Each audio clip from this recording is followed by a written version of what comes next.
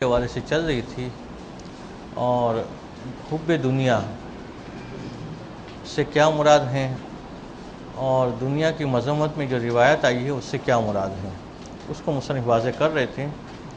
اور اس بات کو بیان کر رہے تھے کہ دنیا کا حصول اگر اس کا ہدف آخرت ہو تو یہ کبھی نہیں ہے بلکہ یہ خود اچھا مانا گیا ہے۔ اور ساتھ ساتھ مصنف نے اس بات کو بھی واضح کیا کہ انسان کے لیے ضروری ہے کہ وہ اپنا رزق خود کمائے، خود حاصل کرے اور کسی کے اوپر بوجھ بن کے زندگی نہ گزارے۔ اس کو کبھی جانا گیا ہے، جو اپنا رزق کمانے کی کوشش کرتا ہے اس کو مجاہد قرار دیا گیا روایت میں، ایسا ہی ہے جیسے راہ خدا میں وہ جہاد کر رہا ہے۔ مسجد کوفہ کے اندر کچھ لوگ جو ہے وہ عبادتوں میں مصروف تھے۔ مولا جب داخل ہوئے تو کچھ لوگوں نے کہا کہ یہ متوکلین کا گروہ ہے۔ انہوں نے کہا کیا مطلب اس کا؟ کہا یہ لوگ اللہ کے اوپر توکل کر کے اپنا گھر بار چھوڑ کے ادھر آ گئے ہیں، بس وہ عبادتیں کرتے ہیں۔ تو پوچھا پھر کھاتے پیتے کیا ہے؟ کہا لوگ آ کے دے جائے تو کھا لیتے ہیں، ورنہ اللہ پہ توکل کر کے بیٹھے رہتے، صبر کر دیتے ہیں۔ تو کہتے ہیں مولانا نے فرمایا کہ یہ تو کوفے کے کتے بھی یہی کرتے ہیں، تو ان میں کیا فرق کیا ہوا کہ مل جاتا تو کھا لیتے، نہیں ملتے تو صبر کر کے بیٹھے رہتے ہیں۔ مولانا ان کو نکالا سب کو مسجد سے، کہ جاؤ روزی کماؤ، اپنے ہاتھ پہ چلاؤ۔ تو خود انسان کے لیے اس عمر پہ جب پہنچ جائے کہ جب خود کما سکتا ہو تو حتیٰ کہ اپنے والدین پہ بوجھ بن کے رہنا، اس کو بھی جو ہے وہ اچھا نہیں قرار دیا گیا ہے۔ انسان اپنی روزی کما سکتا ہے تو اپنے ہاتھوں کو پیروں کو حرکت دے، محنت کرے اور اپنی روزی کمائے انسان، اور اس کے بعد پھر جتنا اس کو وسعت دے سکتا ہے حلال طریقے سے اس کو وسعت دے، یہاں تک کہ وہ خود دوسروں کے لیے کفیل بنے، بجائے کہ خود دوسروں کی کفالت میں آ جائے، دوسروں کے لیے مددگار بنے۔ تو اس سے جو روایات ہیں اور جو معصومین علیہ السلام کی سیرت تھی اس کی طرف بھی مصنف متوجہ کر رہے ہیں کہ وہ خود بھی جو طریقہ مومنین سے چاہ رہے تھے وہ خود نے بھی کر کے دکھایا کہ وہ محنت کا کام کرتے تھے تاکہ کسی مومن کو آر محسوس نہ ہو محنت کا کام کرنے میں۔ تو کل چند روایات کو بیان کیا گیا تھا، 6 لائن تک پہنچے تھے، وہاں سے گفتگو آج شروع کرتے، صفحہ نمبر 250 پہ۔ بسم اللہ الرحمن الرحیم۔ وقال الصادق علیہ الصلوۃ والسلام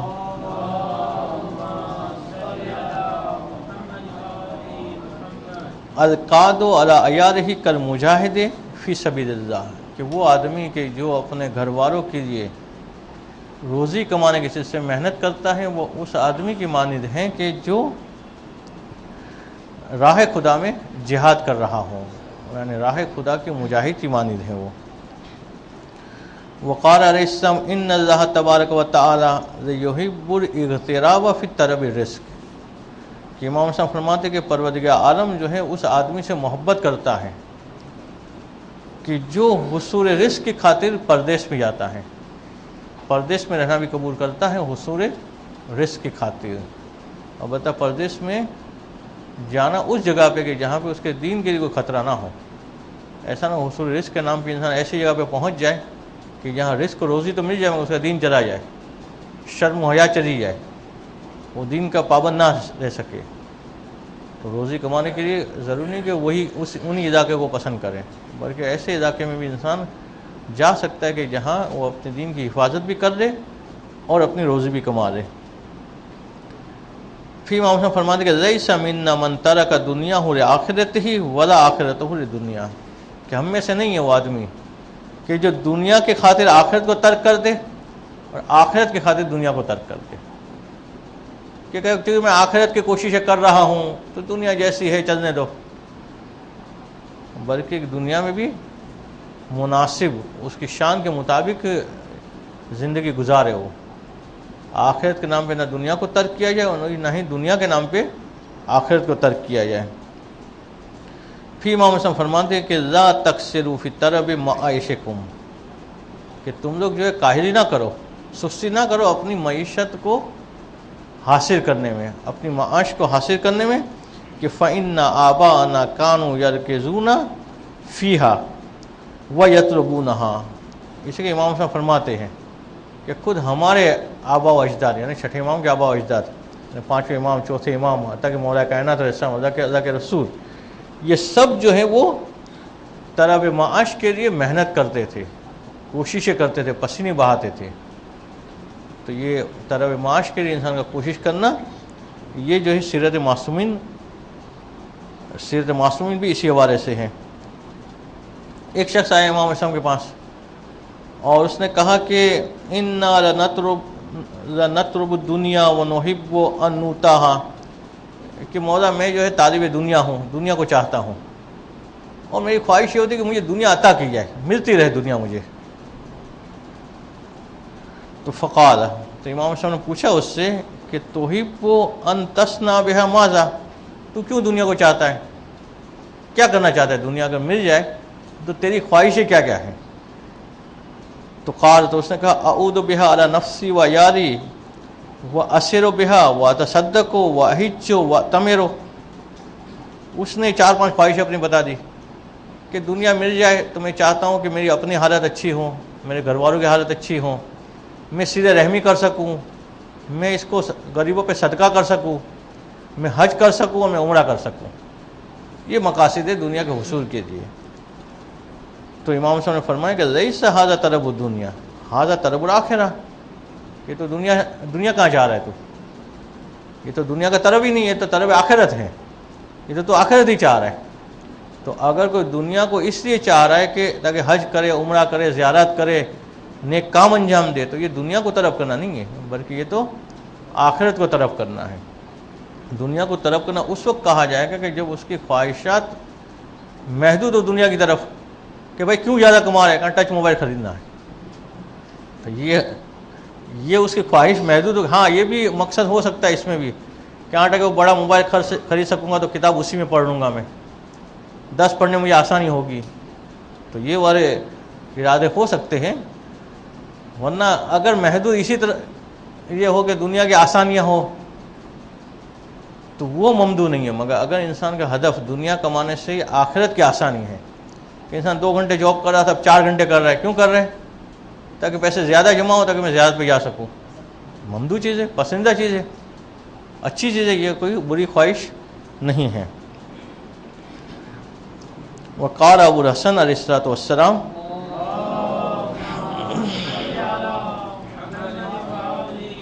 ساتویں یا 8ویں امام اسلام کی یہ حدیث ہے کہ امام اسلام کے بارے میں بتا رہے کہ یأمر فی ارض قد استنقعت قدماہ فی الارض، کہ امام اسلام زمین میں کام کر رہے تھے اور اس محنت کی وجہ سے امام اسلام کے جسم سے بہنے والا پسینہ ان کے پاؤں تک پہنچ گیا تھا، پسینہ بہہ رہا تھا باقاعدہ جسم کے اوپر۔ تو فقیر رہو، تو امام اسلام سے کسی نے آ کے سوال کیا کہ جو عزت و فداک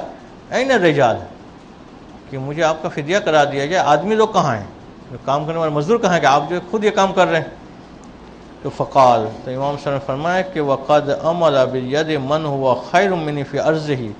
ومن ابی، تو امام صاحب نے فرمایا کہ تو میرے کام کرنے کے بعد تعجب کر رہا ہے،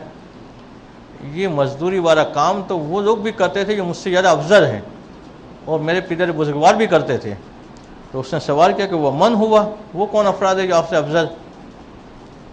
تو امام صاحب نے فرمایا رسول اللہ و امیر المومنین و آبائی کلہم کانوا قد عملوا بایدیہم،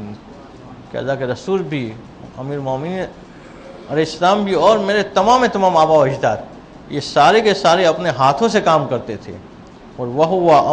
وہو من امر النبیین والمرسلین والاوصیاء والصالحین، اور یہ اپنے ہاتھ سے کام کرنا، یہ جو ہے انبیاء، مرسلین، اوصیاء اور صالحین کی سیرت ہے، ان کا یہ طریقہ ہے۔ تو یہ نہ سمجھے کہ اب تو میں بڑا عالم بن گیا، اب کیسے اپنے ہاتھ سے کام کروں، اب کیسے محنت کروں، بلکہ انبیاء و مرسلین کا طریقہ تھا، تو اس سے بڑھ کے تو نہیں ہے انسان کہ جو کام سے فرار اختیار کرے۔ وقد ورد بهذه المضامین اخبار کثیرہ آخر مشہورہ۔ ہم مسلم ایک اور عنوان پہ گفتگو شروع کر رہے جو اسی سے مربوط ہے، اور وہ یہ کہ اگر انسان اپنی زندگی کو علم دین کی بھی وقف کر دے پروردگار عالم کی خوشنودی کے لیے بھی وقف کر دے، اس کی ساری جد و جہد کا محور بھی یہی ہو کہ قرب الہی حاصل ہو، پھر بھی وہ اس کو بہانہ بنا کے یہ نہیں کہہ سکتا کہ اب مجھے کمانے کی ضرورت نہیں ہے، بیت المال سے میرا خرچہ پورا کیا جائے، مجھے شادیہ دیا جائے، بلکہ اس آدمی کے لیے بھی بیت المال سے حاصل کرنا یہ مذموم ہے، برا ہے۔ اگر اس کے بعد اپنا مقصد ہے تو اس سے پورا کرے، نہیں ہے تو ایجاد کرے، اپنا مقصد پیدا کرے، اس سے جو ہے وہ اپنے لیے ذریعہ بنائے۔ اور خود اس کے سلسلے میں حضرت داؤد علیہ السلام کا قصہ بھی جو ہے مصنف ذکر کر رہے کہ تذنیب لا بد للمؤمن من مکسب، کہ ہر مومن کے لیے، فقط تعلیم کی بات نہیں ہو رہی، فقط جو ہے علماء اور ان لوگوں کی بات نہیں ہو رہی کہ جنہوں نے اپنے آپ کو تحصیل علم کے لیے وقف کیا ہوا ہے، بلکہ ہر مومن کے پاس ایک مقصد ہونا چاہیے۔ مقصد یعنی ایک کمائی کا ذریعہ کہ جس سے وہ اپنی ضرورتوں کو پورا کرے۔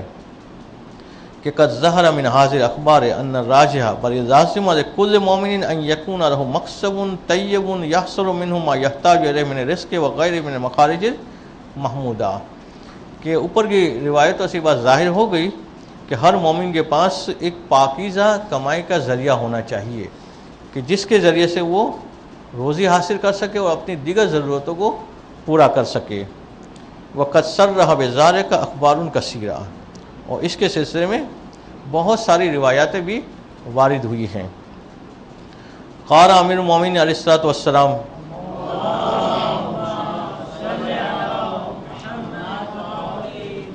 کہ مولا کائنات علیہ السلام فرماتے ہیں کہ اوفى اللہ عز وجل الی داؤد علیہ السلام انک نعم العبد، کہ پروردگار عالم نے حضرت داؤد علیہ السلام کی طرف وحی کی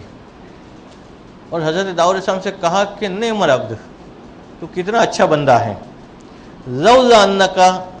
تأکل من بیت المال، اگر تو بیت المال سے نہ کھاتا ہوتا تو کتنا اچھا بندہ ہے۔ حضرت داؤد علیہ السلام کو نعم العبد کے لیے شرط لگا رہا ہے پروردگار عالم کہ تو کتنا اچھا بندہ ہوتا اگر بیت المال سے اپنی ضرورت کو پورا نہ کرتا، بیت المال سے اپنے خرچے پورا نہ کرتا۔ ولا تعمر بیدک شیئا، تو اپنے ہاتھ سے کیوں کچھ نہیں کماتا، اپنے ہاتھ سے کیوں کچھ کام نہیں کرتا۔ قال امام صاحب فرماتے فبقى داؤد 40 صباحا، جب یہ بات سنی تو حضرت داؤد علیہ السلام 40 دن تک جو ہے وہ روتے رہے کہ پروردگار مجھ سے ناراض ہو گیا اس بات کے اوپر کہ میں بیت المال سے اپنا خرچہ کیوں پورا کر رہا ہوں اور اپنے ہاتھ سے کیوں نہیں کما رہا ہوں۔ جب 40 دن تک استغفار کیا حضرت داؤد علیہ السلام نے، فأوحى اللہ عز وجل الی الحدید، پھر پروردگار عالم نے لوہے کی طرف وحی کی کہ انزلن لعبد داؤد فان اللہ لہ الحدید، کہ پروردگار عالم نے حکم دیا لوہے کو کہ تو میرے بندے داؤد کے لیے نرم ہو جا، تو پروردگار عالم نے لوہے کو حضرت داؤد علیہ السلام کے نرم بنا دیا۔ تو حضرت داؤد علیہ السلام لوہے سے جو چیز بنانا چاہتے وہ آسانی سے بنا دیتے تھے، کہ لوہے کو دباتے تھے تو وہ جیسی شکل چاہتا تھا وہ لوہا جو ہے وہ اختیار کر لیتا تھا۔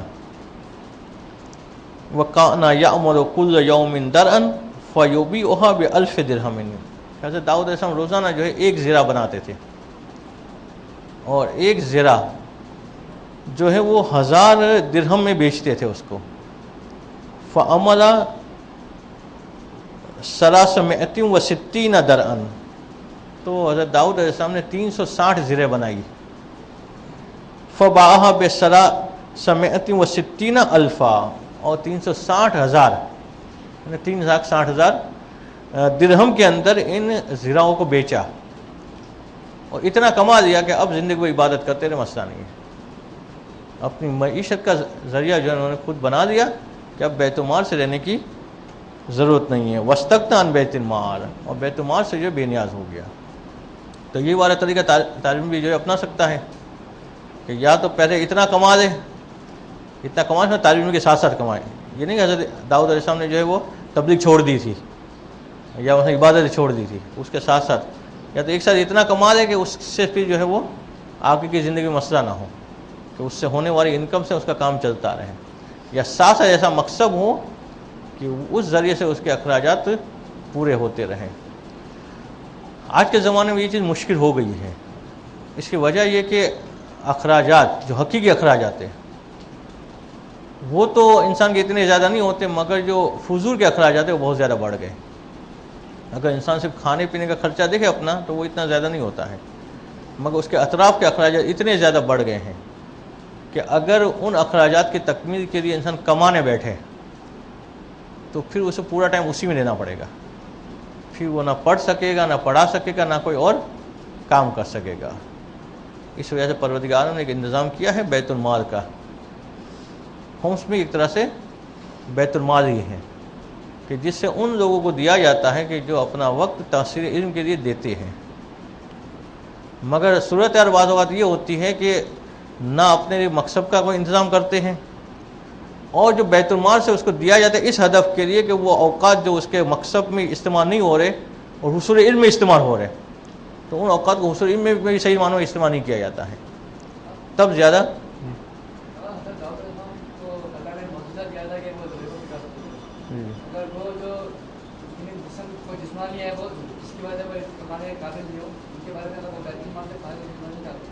ہاں یعنی بالکل مجبور ہے، کوئی ذریعہ ہی نہیں ہے، تب تو اس کے لیے جائز ہوگا، ورنہ جسمانی عیب ہے تو ایسا کام بھی ہے کہ جس میں اعضاء و جوارح کو ہدایت بغیر بھی انسان بہت سارے کام کر سکتا ہے۔ مثلا کوئی پاؤں سے معذور ہے، ہاتھ والے کام کر دے، ہاتھ سے معذور ہے پاؤں والے کام کر دے، دونوں سے معذور ہے ذہنی کام کر دے۔ کام اتنے زیادہ ہے کہ انسان اگر تلاش کرنا چاہے تو تلاش کر سکتا ہے، مگر اسے پروردگار کی بارگاہ پہ رجوع کرنا پڑے گا، تو پروردگار ایسا وسیلہ اسے عطا کرے گا کہ جس کے ذریعے سے وہ اپنی تعلیم کو بھی آگے بڑھائے اور اپنی روزی کو بھی حاصل کریں۔ تو اس لیے اب تو یقیناً مجبوری ہو گئی ہے کہ انسان جو ہے بیت المال سے کسب کرے، اس کے بغیر چارہ نہیں ہے، مگر بیت المال سے کسب کرتے وقت انسان یہ ذہن میں رکھے اس سے دیتے وقت، اسے حاصل کرتے وقت کہ یہ دیا کس لیے جا رہے ہیں، کہ جتنے گھنٹے میں مقصد میں استعمال کرتا کمانے میں، وہ والے گھنٹے مجھے ادھر استعمال کرنے ہیں، تو وہاں اگر میں وہ گھنٹے صحیح استعمال نہ کرتا تو صحیح مال مجھے نہ ملتا، اور اگر مل بھی جاتا تو اس میں حرام شامل قرار پاتا، تو وہ جتنے گھنٹے وہاں دینا تھا اگر یہاں پہ دے رہا تو وہ بھی انسان حق ادا کر کے دے۔ جی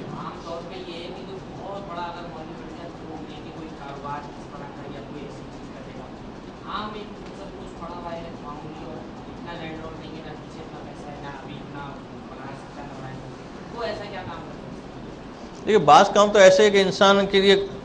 کچھ بیسک اگر اس کے پاس تعلیم ہے تو اس وقت کچھ کورسز ایسے کہ وہ اگر کر لے تو روز گھنٹہ 2 گھنٹہ کام کرے پھر اتنا مل جاتا ہے اس کو کہ اس کا گزارا ہو جائے، اس کے شروع میں محنت کرنی پڑتی ہے۔ ہوتا یہ کہ 25-30 سال تک تو سیریس ہوتے ہی نہیں ہیں، وہ جب شادی ہوتی ہے بچے ہو جاتے ہیں جو بوجھ آتا ہے تو سوچتا اب مقصد تلاش کرے، تو اس وقت ملنا مشکل ہوتا ہے، مگر وہ عمر کے جس میں اگر وہ پلاننگ کرے وہ مقصد حاصل کرنا چاہے تو ہو سکتا ہے، تو وہاں بالکل یہ چیز ممکن ہے۔ ہم آگے جا کے مثلا جو ہے یہ جیسے آپ بتا رہے ہیں مشکل ہو جاتا ہے کہ اس کے پھر کام یہی مزدوری کا رہ جاتا ہے کہ مزدوری کرے، تو ظاہر بات ہے وہ نہیں کر سکے گا، مگر یہ پلاننگ ابتدائی عمر میں کر لے تو آسانی سے جو ہے وہ ہو سکتا ہے۔ مگر جیسے علماء کہتے ہیں کہ حرج نہیں ہے انسان شہریہ لے کے گزارا کرے، اس میں کوئی حرج نہیں ہے، بس کہ جو لے رہا ہے اس کا حق ادا کرے، اگر حق ادا کر کے لے رہا ہے تو کوئی حرج نہیں ہے۔ یہ امام علیہ السلام نے نظام بنایا اسی مقصد کے لیے ہے، یہ تو اس حالت میں تھا کہ جہاں انسان کے لیے ممکن ہو۔ اس زمانے میں مثلا زیادہ اخراجات ہوتے نہیں تھے،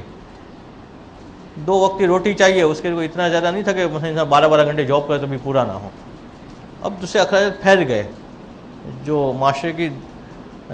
خرابیوں کی وجہ سے جو دیگر مسائل پیدا ہوئے، اس میں یہ بھی ہے کہ انسان جو ہے وہ بچوں کے سب کھانے کا خرچہ بچوں کا اتنا زیادہ نہیں ہوتا جتنا اس کی اسکول کی فیس کا اور ٹیوشن وغیرہ کا ہوتا ہے، پہلے خرچہ صرف وہ کھانے پینے کا ہوتا تھا، تو اب انسان کی کل تنخواہ کا جو ہے وہ 30% حصہ شاید جو ہے وہ گھر کے کھانے پینے کا اخراجات میں جاتا ہے، 70% حصہ جو دیگر کاموں میں چلا جاتا ہے، وہ اخراج اس زمانے میں نہیں تھے، تو وہ ضرورت نہیں تھی اتنی بیت المال پہ ڈپینڈ کرنے کی۔ اسی طرح سے امام علیہ السلام کی ایک اور حدیث کہ من احبنا اہل البیت فلیاخذ من الفقر جربابا او تجفافا۔ امام علیہ السلام چھٹے امام علیہ السلام واضح طور پہ کہہ رہے ہیں اگر کوئی شخص یہ کہتا ہے کہ ہم اہل بیت سے محبت کرتا ہے تو پھر اس کو اپنے فقر کے مقابلے میں 2 چیز ہونی چاہیے اس کے پاس، اگر یہ 2 چیز ہے تو پھر یہ کہا جائے گا کہ واقعی ہم اہل بیت علیہ السلام سے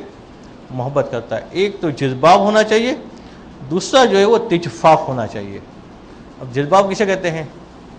تجفاف کسے کہتے ہیں, دونوں کی تشریح جو ہے مصنف کر رہے ہیں کہ تو جذباب و کنایۃ عن الستر علی فقرہ, جذباب کنایا ہے اور مراد یہ کہ اس کے فقر کے اوپر ستر ہونا چاہیے, تو پھر مانا جائے گا ہم اہل بیت سے محبت کر رہا ہے. اگر وہ فقیر بھی ہے تو کسی کو پتہ نہیں ہونا چاہیے وہ فقیر ہے, محتاج بھی ہے تو کسی کو پتہ نہیں ہونا چاہیے محتاج ہے,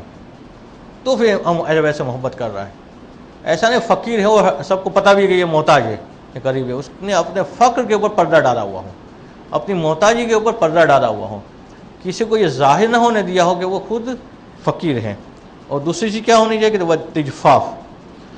اس کا مطلب کیا کہتے ہیں, کنایۃ عن کسب طیب یدفع فقرہ, کہ اس کے پاس کوئی کمائی کا ذریعہ ہونا چاہیے کہ جس کے ذریعے سے وہ اپنے فقر کو دور کر سکے. یہ نہیں کہ اپنے آپ کو جو ہے محتاج بنا کے رکھ دے لوگوں کا. اگر یہ دو چیزیں ہیں, فقیر ہیں اپنے فقر کو چھپائے ہوئے ہوں, لوگوں کو پتہ نہ چلے, اور فقر کو دور کرنے کی مسلسل کوشش میں ہوں کہ حلال ذریعے سے ایسا رزق مل جائے کہ اس کا فقر ختم ہو جائے,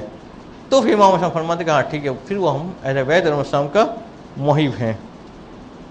وقیل لہ فی رجل, امام اسلام سے عرض کیا گیا کہ ایک آدمی ہیں کہ جو یہ کہتا ہے, قال, اور آدمی یہ کہتا ہے کہ لا اقدئن فی بیتی ولا اسومن ولا اعبدن ربی فاما رزقی فسیاتینی. ایک آدمی جو کہتا ہے کہ میں تو جو ہے وہ گھر میں بیٹھ گیا ہوں, دن پر روزے رکھتا ہوں اور عبادتیں اپنے پروردگار کرتے رہتا ہوں, جہاں تک میرے رزق کا تعلق ہے تو خدا دے ہی دے گا, مجھے رزق کمانے جانے کی ضرورت نہیں ہے. یہ آج بھی ملیں گے آپ کو معاشرے میں ایسے افراد. تو امام صاحب نے فرمایا کہ قال ابو عبداللہ علیہ السلام ھذا احد الثلاثۃ الذین لا یستجاب لهم, یہ ان تین آدمیوں میں سے ایک ہے کہ جس کی دعائیں پوری نہیں ہوتی ہیں. یہ آدمی گھر میں بیٹھ کے دعائیں کرتا رہے کہ پروردگار رزق عطا فرما, رزق نہیں ملے گا. بغیر محنت کے, بغیر کوشش کے رزق کی دعا کرنا ویسا ہی ہے جیسے بغیر شادی کے کوئی اولاد کی دعا کرے. تو اگر کنوارا دعا کرتا ہے کہ پروردگار مجھے اولاد عطا فرما, مجھے اولاد عطا فرما, کیسے ملے گی اس کو؟ اسی طرح سے انسان جو کوشش نہ کرے رزق کے لیے اور گھر میں بیٹھا رہے کہ پروردگار رزق عطا فرما, تو جا کے محنت کرے گا تو رزق حاصل ہوگا اس کے لیے. وَهَذَا مَلَكَةُ تَحْصِيلِ الْمَالِ الْحَلَالِ مِنَ الْمَقَاصِدِ الطَّيِّبَةِ وَصَرْفِهَا فِي الْمَخَارِجِ الْمَحْمُودَةِ هُوَ الْحُرِّيَّةُ بِأَحَدِ مَعْنَيَيْنِ. اب ایک اور اینگل سے بھی مصنف سمجھا رہے ہیں کہ جو نعرہ جو ہے عام طور پہ سیاستدان تو بہت لگاتے ہیں, حریت, آزادی, اب تو آزادی مارچ بھی چل رہا ہے, تو آزادی کا جب نعرہ لگایا جاتا ہے تو کہتے ہیں آزادی کے دو معنی لیے جاتے ہیں حقیقی معنوں میں. حریت دو چیزوں کا نام ہے, اس میں سے ایک حریت یہ بھی ہے کہ انسان اپنے رزق کے معاملے میں کسی کا محتاج نہ ہو. یہ بہت بڑی آزادی, بہت بڑی حریت ہے کہ اپنا خرچہ پورا کرنے کی اپنے میں صلاحیت رکھتا ہوں, کہ اپنے خرچے کے لیے وہ کسی کا محتاج نہ ہو, کسی کی طرف اسے نگاہ پھیلانی نہ پڑے. کہ اس ذیل حریت اطلاقان ہے, اس لیے کہ حریت کے دو معنی ہیں, دو اطلاقات ہیں. احدہما ذالک, ایک یہی والی حریت ہے کہ انسان اپنے رزق کے معاملے میں آزاد ہو, رزق کے معاملے میں کسی کا محتاج نہ ہو. اور وہ حریت بے معنی اخص, اور یہ حریت کا اخص والا معنی ہے. وثانیہما التخلص عن اسر الہوا وعبودیت القوت الشہویہ. اور دوسرا معنی حریت کا کیا ہے, کس آدمی کو آزاد کہا جائے گا؟ اس آدمی کو آزاد کہا جائے گا جو اپنی قوت شہویہ کی تمام خواہشوں سے آزاد ہو, اس کے تابع نہ ہو, یعنی مکمل طور پہ وہ قوت عقلیہ کے تابع ہو. اصلی اعتبار سے یہی شخص آزاد ہے, اسی کا حریت معنی ہے. مگر اخص معنی ہے کہ رزق کے اعتبار سے کسی کا محتاج نہ ہو. تو اب اگر ہمیں دیکھنا ہے کہ ہم آزاد یا غلام ہیں, تو دیکھنا ہے کہ ہمارے دل میں جو کوئی خواہش پیدا ہوتی ہے تو قوت عقلیہ کی چلتی ہے, قوت شہویہ کی چلتی ہے. اگر قوت شہویہ کی بات چلتی ہے اور عقل کے منع کرنے کے باوجود اگر حرام کام کر بیٹھتے ہم, اس کا مطلب آزاد نہیں ہے بلکہ غلام ہے. اور قوت عقلیہ کی چلتی ہے, اس کا مطلب جو ہے وہ آزادی ہے. اور دوسرا آزادی کا معنی کہ انسان اپنے رزق کے معاملے میں کسی کا محتاج نہ ہو, کہ وہ الحریت بے معنی عام مرادفت. وہ ضد ہو, اس کی برعکس کیا ہے, ضد کیا ہے؟ حریت کا برعکس کیا ہے؟ رقیت, غلامی. تو جو قوت شہویہ کا غلام ہو وہ بھی غلام ہے، اور جو رزق کے معاملے میں دوسرے کا محتاج ہو، کہ کوئی مدد کرے تو پورا ہو، مدد نہیں کرے تو پورا نہیں ہوگا، اس کا مطلب یہ بھی محتاج ہے، یہ بھی جو ہے غلام ہے، یہ بھی آزاد نہیں ہے۔ کہ وہ صد و رقیت و بیمان عام میں رسی ہوا طاعت و قوت شہوت و مطابعت الہوا، کہ جو قوت شہویہ کی پیروی کرے یہ بھی غلام ہے، اور جو رزق کے معاملے میں دوسرے کا محتاج ہو یہ بھی جو ہے وہ غلام ہے۔ اب وہ آدمی کے جو غلام بن جاتا ہے رزق کے معاملے میں، اس کی کیفیت کیا ہو جاتی ہے، یہ مصنف آگے بیان کریں گے کہ اگر اس انسان نے اپنا مقصد ایجاد نہیں کیا، اپنے لیے رزق کا بندوبست نہیں کیا، ایسا ذریعہ یا ایسی صلاحیت یا ایسا فن اس نے نہیں سیکھا کہ وہ خود اپنا رزق کما سکے، تو پھر اس کی کیفیت کیا ہوگی؟ حتیٰ کہ اگر وہ طالب علم بھی بن گیا، حتیٰ کہ وہ عالم بھی بن گیا، پھر اس کی نگاہ لوگوں کی طرف کس انداز سے ہوگی، اور لوگوں کی نگاہ اس کی طرف کس انداز سے ہوگی؟ وہ لوگ کہ جن کی طرف یہ محتاج ہیں وہ اسے کس انداز سے دیکھیں گے، اور یہ خود ان لوگوں کو کس انداز سے دیکھے گا، وہ اس پیراگراف میں مصنف واضح کریں گے، جو انشاءاللہ اگلے درس میں پڑھیں گے۔ صلوات من الشیطان الرجیم، بسم اللہ الرحمن الرحیم، وبہ نستعین وہو خیر معین۔ گفتگو ہماری قوت شہویہ میں حقوق دنیا کے حوالے سے چل رہی تھی، اور اس بات کو مصنف نے واضح کیا تھا کہ دنیا کی مذمت جو روایت میں آئی ہے، اس کا ہرگز یہ مطلب نہیں ہے کہ انسان جو ہے وہ ضروریات زندگی کی خاطر جو اسے محنت کرنی چاہیے، جو کوششیں کرنی چاہیے، اس کو ترک کر دے، اور عبادت کے نام پہ، خدا سے قربت کے نام پہ، اپنے آپ کو آخرت سے وابستہ کرنے کے نام پہ جو ہے وہ دنیوی امور کی طرف توجہ نہ دے، بلکہ اس مومن کو اچھا ہی نہیں مانا گیا کہ جو دنیا کی خاطر آخرت کو چھوڑ دے اور آخرت کی خاطر دنیا کو چھوڑ دے، بلکہ توازن کو برقرار رکھنا ضروری ہے کہ دنیا میں جن چیزوں کا حصول آخرت میں مددگار ثابت ہوتا ہے، ان چیزوں کے حصول کے لیے انسان کے لیے کوششیں کرنا لازم ہے۔ جس بات کو برا قرار دیا گیا ہے، جس بات کی مذمت کی گئی ہے، وہ ہے انسان کا اپنے آپ کو دنیا پرست بنا دینا، یا اپنی زندگی کا محور اور مرکز دنیا کو قرار دینا، اور آخرت کو بالکل ہی نظر انداز کر دینا، اس کو برا مانا گیا، اس کو کبھی قرار دیا گیا۔ باقی دنیا کو وہ حاصل کرتا ہے اس مقصد کے لیے تاکہ اس کے لیے آخرت کی زندگی آسان ہو جائے، تو اس دنیا کو کبھی نہیں قرار دیا گیا ہے۔ اور پھر مصنف نے اس بات کو بھی واضح کیا کہ فقر کو، غربت کو اسلام نے اچھا نہیں سمجھا ہے۔ وہ آدمی کہ جو اپنی کاہلی کی وجہ سے، اپنی سستی کی وجہ سے اپنے آپ کو فقیر بنا دیتا ہے، اپنے آپ کو غریب بنا دیتا ہے، یہ اسلام کے نزدیک ناپسندیدہ شخص ہیں۔ اگر کسی پہ غربت آ پڑی ہے، باوجود اس کی جد و جہد کے، باوجود اس کی کوشش کے، باوجود اس کے حصول رزق کے لیے کما حق کو کوشش کرنے کے، تو پھر اس فقر کو ظاہر کرنا، اس غربت کو لوگوں کو بتانا، اس کو بھی اسلام نے کبھی جانا ہے، بلکہ اس بات کو پسند کیا گیا ہے کہ اگر انسان کبھی فقیر ہو بھی جائے، کبھی غریب ہو بھی جائے، تو اس کی غربت کسی پر آشکار نہ ہو، بلکہ اس کے اوپر ایک ایسا لباس موجود ہو کہ جو اس کی غربت کو چھپانے والا ہو، کہ جس کی غربت کسی اور کو پتہ نہ چل سکے۔ اور اس بات کو مصنف نے واضح کیا تھا کہ اصل جو آزادی کہی جاتی ہے، ایک معنی آزادی کا تو وہی تھا جو بے معنی عام تھا، کہ انسان جب اپنے آپ کو گناہوں سے آزاد کر لے، اپنے آپ کو قوت شہویہ کی تابعداری سے نکال دے، تو وہ جسمانی اعتبار سے، روحانی اعتبار سے، آخرت کے اعتبار سے مکمل طور پر آزاد ہو جاتا ہے۔ مگر ایک آزادی کا بے معنی اخص یہ بھی ہے کہ انسان جو ہے اپنے آپ کو رزق کی پریشانی میں مبتلا نہ ہونے دے، اپنی کوتاہیوں کی وجہ سے، اپنی لاپرواہیوں کی وجہ سے، بلکہ رزق کے معاملے میں لوگوں سے بے نیاز ہو جائے۔ اس لیے کہ جو آدمی رزق کے معاملے میں لوگوں کا محتاج ہوتا ہے، اس کی زندگی غلاموں جیسی ہوتی ہے۔ اس سے وہ آدمی بھی غلام ہے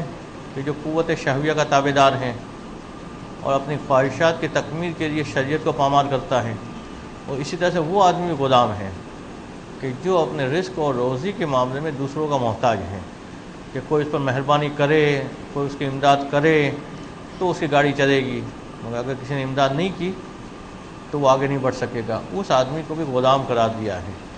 تو اس دونوں طرح کی رقیت کی مصنف مذمت کر رہے ہیں، اور پھر اس کی وجہ سے مرتب ہونے والے اثرات اس کے تو مصنف متوجہ کر رہے ہیں کہ جب انسان اپنے آپ کو فقیر بنا دیتا ہے، غریب بنا دیتا ہے اپنی کوتاہیوں کی وجہ سے، اپنی کاہلی کی وجہ سے، تو اس کے بعد دو صورتیں ہوتی ہیں اس کے پاس اپنی ضرورت کو پورا کرنے کی، یا وہ حرام کی طرف آگے بڑھے، وہ چوری کرے، ڈاکے ڈالے یا اس قسم کے کام کرے تو قطعاً اس کے لیے بربادی ہے، یا وہ حرام سے بچتے ہوئے حلال راستہ اختیار کرے کہ اب لوگوں کے سامنے ہاتھ پھیلائے، لوگوں کے سامنے اپنی ضرورتوں کو پیش کرے، تو اگر واقعی وہ مستحق ہے بھی تب بھی اپنے آپ کو لوگوں کے سہارے سے زندگی جینے والا بنانا یہ خود بھی جو ہے کبھی ہے، اس کو بھی جو ہے مذموم قرار دیا ہے۔ اگر مستحق نہیں ہے اور مانگتا ہے تو وہی والی بات ہوگی جیسے چوری کرنے والی بات ہے کہ چوری کرنے والا بھی کیا کرتا ہے، چھپ کر رہتا ہے، دھوکے دینے والا بھی کیا کرتا ہے، دھوکہ دے کے دے آتا ہے۔ اگر مستحق نہیں ہو اپنے آپ کو مستحق بنا کے پیش کرتا ہے اور کہیں سے امداد لے آتا ہے، کسی کو بول کے کہ بچے جو ہے 2 دن سے بھوکے ہیں، سامنے والا رحم کھا کے دے دیتا ہے کچھ، پتہ چلا کہ گھر میں 2 مہینے کا راشن ہے موجود، تو یہ بھی وہی دھوکے باز کی طرح سے وہ حرام کی کمائی کرنے والا ہوگا۔ مگر واقعی مستحق بھی ہے، واقعی گھر میں 2 دن سے بچے بھوکے ہیں، تب بھی امداد کو دینا اس کو جو اچھا نہیں مانا گیا ہے، سوائے یہ کہ اس کے پاس جب بالکل ہی کوئی ذریعہ معاش بھی نہیں ہے، اور اگر لے بھی دیتا ہے وہ اگر مدد، تو اس کے بعد بھی اس کے کبھی اثرات تو ضرور اس کے اوپر مترتب ہوتے ہیں، اس کے بعد بھی وہ اس بات سے جو ہے وہ محروم نہیں رہتا ہے کہ جس سے امداد دی ہے اب اس سے وہ نظریں جمع کے بات نہیں کر پاتا، جس سے مدد دی ہے اس کے سامنے وقار سے بات نہیں کر پاتا، جس سے مدد دی ہے اس کے سامنے حق بات کو بیان کرنے میں اسے مشکل درپیش ہوتی ہے۔ یہ سارے مسائل اس کے سامنے پیش آتے ہیں، اسی کی طرف مصنف متوجہ کر رہے عبارت میں، اور اس کے بعد اس بات کے مصنف گفتگو کو لے جائیں گے کہ روایات میں جس دنیا کی مذمت آئی ہے اس دنیا سے کون سی دنیا مراد ہے۔ مگر پہلے کل کی بحث کا جو ایک پیراگراف رہ گیا تھا اس کو عبارت میں دیکھ لیتے ہیں۔ بسم اللہ الرحمن الرحیم، صفحہ نمبر 251 کے پر وَضِدُّ الْأَوَّلِ، پہلی چیز کی ضد، یعنی آن رقیت بمعنی اخص، یعنی جو معنی اخص والی رقیت تھی، معنی اخص والی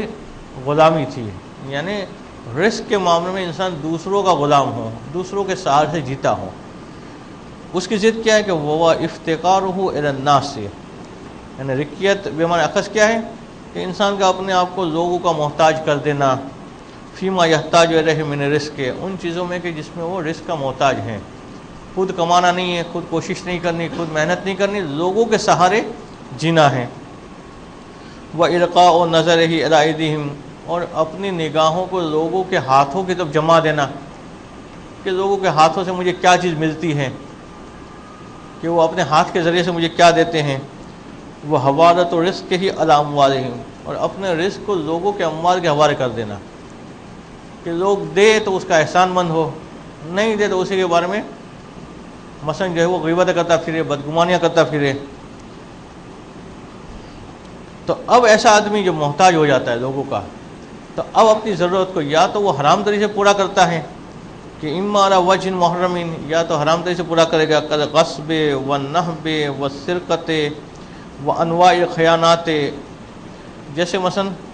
کسی کا مال چھین لے گا، غصب کرے گا، یا جو ہے کسی کے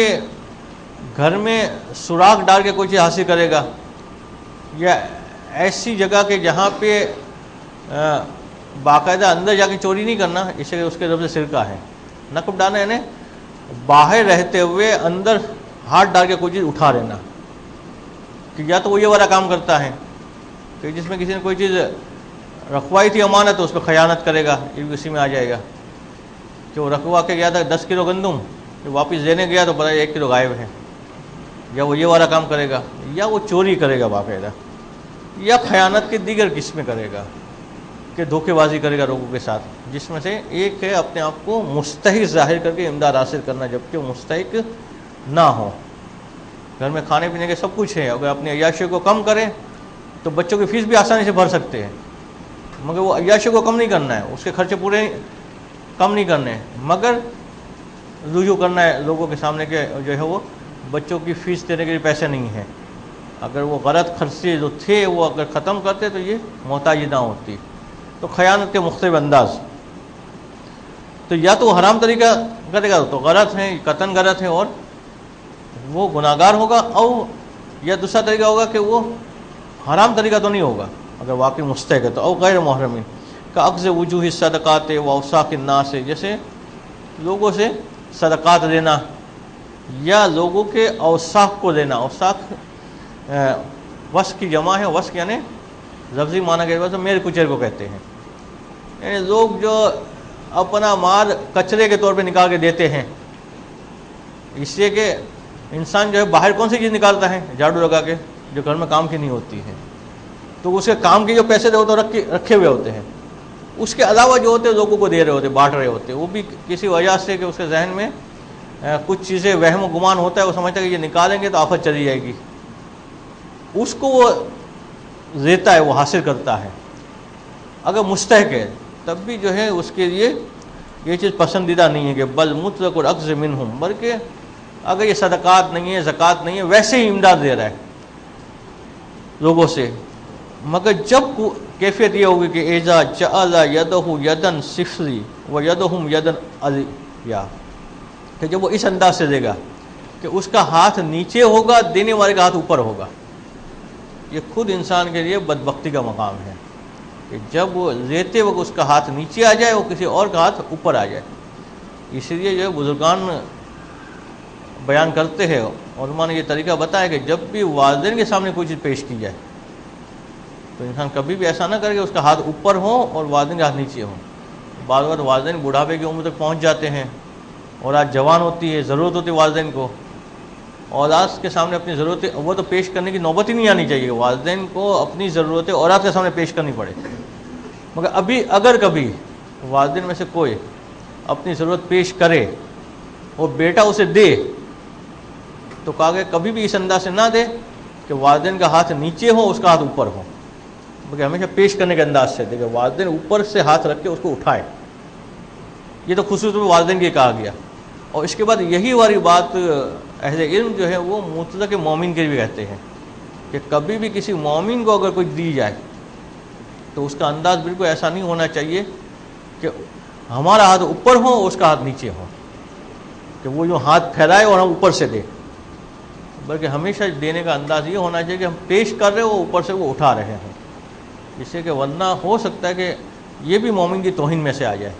کہ مومن کا ہاتھ نیچے ہو اور ہمارا ہاتھ جو ہے وہ اوپر ہو۔ تو اب یہ آدمی جو واقعی ضرورت مند ہے اور حلال طریقے سے حاصل کر رہا ہے، مگر جب اس کیفیت میں وہ سامنے گیا کسی کے کہ اس کا ہاتھ نیچے ہے اور دینے والے کا ہاتھ اوپر ہے، تو گویا کہ اس نے اپنے آپ کی توہین کروا دی اور ذہنی طور پہ وہ اس کے دباؤ میں آ گیا کہ جو آگے چل کے اس کے بہت سارے نیک کاموں سے یہ والی کیفیت اس کو روک رہے گی کہ ولا ریب فی کون رکیت بہذا المعنی مذمومۃ، اس میں کوئی شبہ نہیں ہے کہ اگر کوئی غلامی اس طرح کی کر لے تو یہ غلامی جو ہے وہ ناپسندیدہ ہے، باوجود اس کے کہ وہ محتاج ہے۔ وجہ کیا ہے کہ اگر وہ چوری کر رہا ہے، ڈاکے ڈال رہا ہے تو کنفرم حرام ہے کہ اگر وجہ الاول محرم فی الشریعت و موجب الہلاک الابدی، اس لیے اگر وہ غلط طریقے سے مال حاصل کر رہا ہے تو وہ تو شریعت میں حرام بھی ہے اور ابدی ہلاکت کا سبب بنے گی کہ جس کی وجہ سے وہ آخرت میں بھی نقصان اٹھائے گا، مگر ایسا کرنے والے عام طور پہ کم ہوتے ہیں۔ مگر دوسرا کرنے والے کہ جو اس حد تک تو نہیں جاتے اپنی کاہلی کی وجہ سے کہ ڈاکے ڈالنا شروع کرے، چوری کرنا شروع کرے، مگر کام کرنا نہیں ہے، محتاج ہو کے رہنا ہے، لوگوں کے سہارے پہ جینا ہے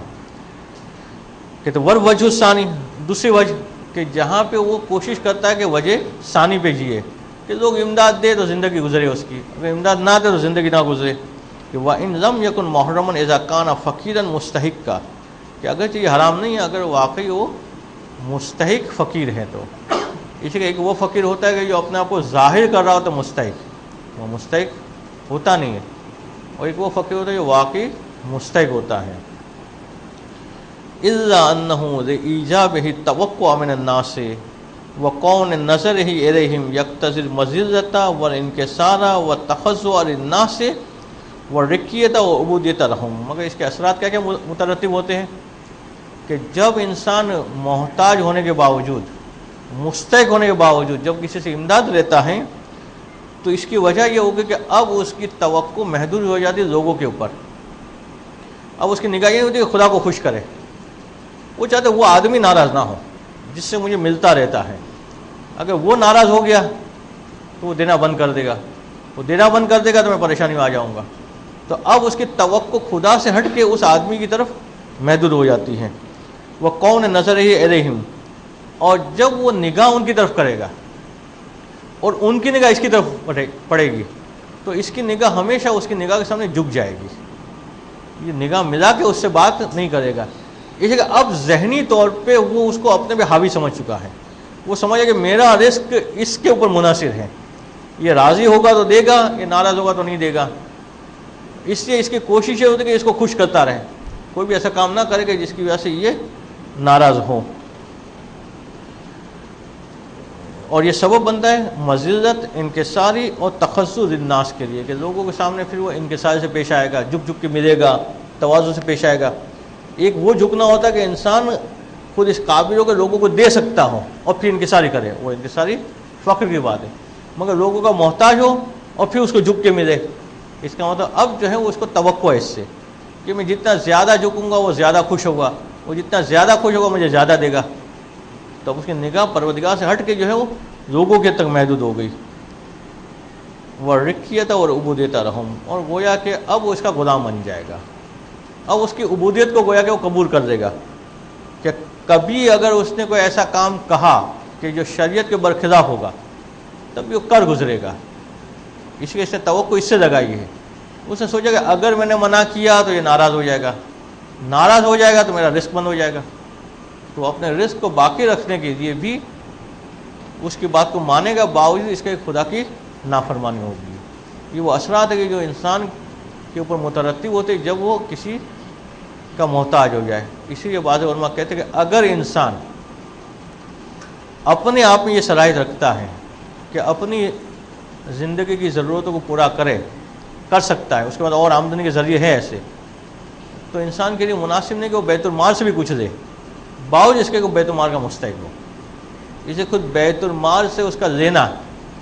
یہ اس کے بعد اثرات مترتب کرے گا۔ ہاں اگر انسان خود اپنے پاس آمدنی کے ذرائع نہیں رکھتا ہے اور اس کے آگے کے معاملات یا آگے کے سارے تبلیغی کام موقوف ہے اس بات کے اوپر کہ بیت المال سے لے تو الگ بات ہے، مگر اگر انسان کے پاس اپنے ذرائع ہیں ایسے آمدنی کے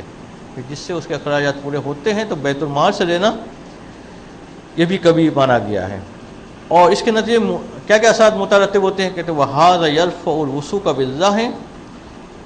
وَالْاعْتِمَادَ وَالتَّوَكُّلَ عَلَيْهِ، کہتے ہیں یہ والی چیز نتیجہ اس کا یہ ہوگا کہ اب اس کا جو ہے پروردگار عالم کے اوپر بھروسہ ختم ہو جائے گا، توکل ختم ہو جائے گا، خدا پہ اعتماد نہیں رہے گا، بلکہ اس کی نگاہ جو ہے لوگوں کے حد تک محدود رہے گی۔ اسے پتہ ہے ان افراد سے مجھے ملتا ہے تو جو ہے وہ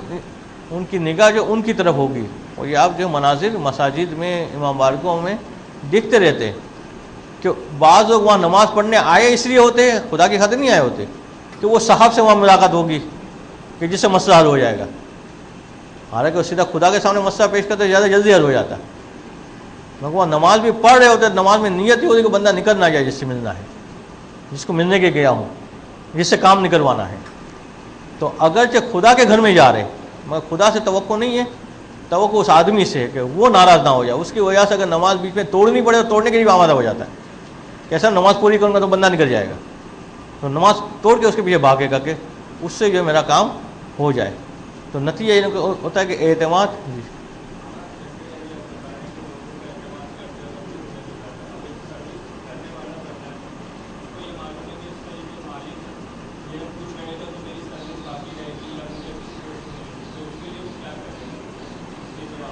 سروس تو وہی طرح تجارت کے اس میں جا جاتی ہے نا. وہ تجارت کر رہا ہے, اپنا وقت دے رہا ہے,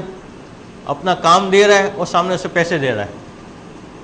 اس میں اگر وہ اس حد تک نہیں جاتا کہ مثلا جو ہے وہ حرام کام بھی کرنے کے لیے آمادہ ہو جائے تو صحیح ہے اس کا. وہ اس لیے چاہ رہا ہوگا کہ میں زیادہ اچھی سے اچھی سروس پیش کروں تاکہ زیادہ میری تنخواہ بڑھے, اس میں حرج نہیں ہے. مگر سیٹ کے کہنے کی وجہ تو سیٹ نے ایک دفعہ بلا کے کہا کہ شراب کی بوتل دے کے آ. اب اس نے کہا کہ اگر میں نے نہیں لایا تو نوکری چھوٹ جائے گی, وہاں وہ غلطی کر بیٹھے گا. وہ باقی ہزار کام میں خوش کرنے کے لیے 2 گھنٹے اور بیٹھ جاتا ہے کام کرنے, حرج نہیں ہے.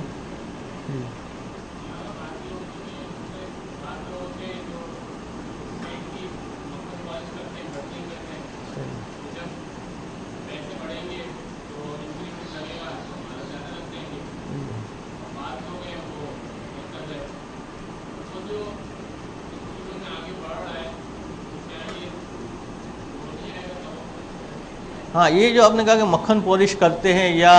چاپلوسی کرتے ہیں, یہ عام طور پہ وہ لوگ کرتے ہیں جو بے صلاحیت ہوتے ہیں.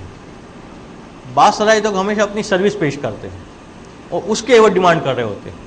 کہ میرا یہ کام ہے, یہ کام دیکھو, اس کے عوض دو مجھے. ورنہ وہ اس کو وہاں نہیں ملتا, کہیں اور چلے جاتے ہیں.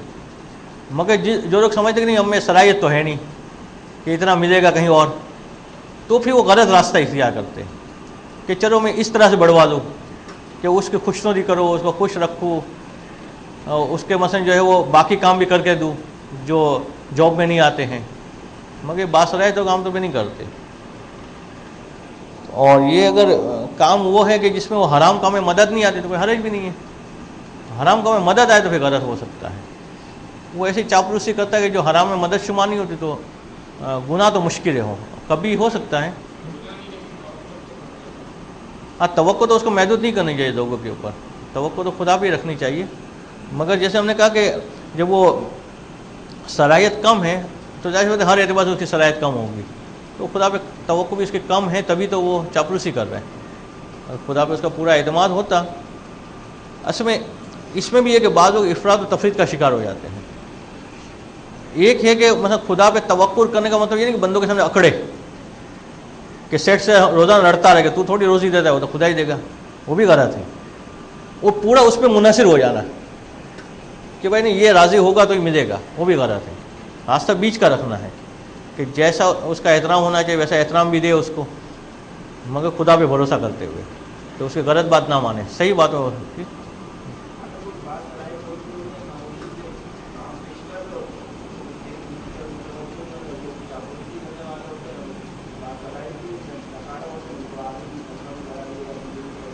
ہاں, ایسا کچھ عرصہ ہوتا ہے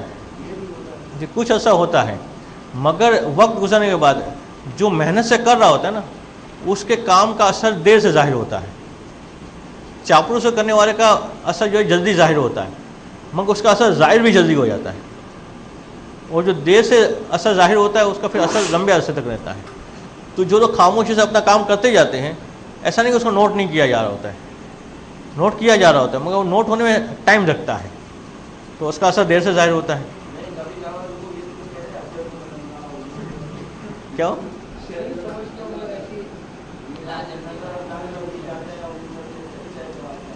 نہیں واضح ہوا کہ